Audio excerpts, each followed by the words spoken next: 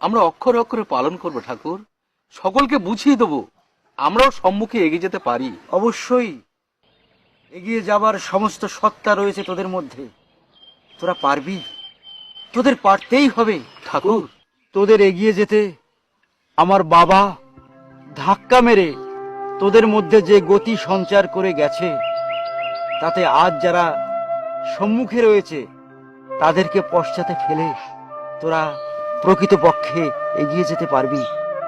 তবে এর জন্যে তোদের মধ্যে চেষ্টা থাকা চাই।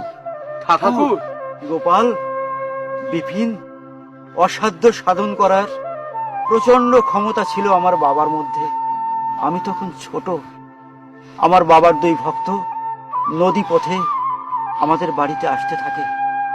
এমন সময় প্রচন্ড ঝড় শুরু হয়, নৌকা দুলতে থাকে। আমার বাবার দুই ভক্ত করুণ স্বরে আমার বাবাকে আহ্বান করতে থাকে। আমার বাবা বাড়ি বসে তাদের সে আহ্বান শুনতে পায়, ঘর থেকে বেরিয়ে আসে, আমার মাকে ডাকে, শান্তি, শান্তি, ধামাটা নিয়ে এসো তো। ধামা? কি করবে ধামা দিয়ে?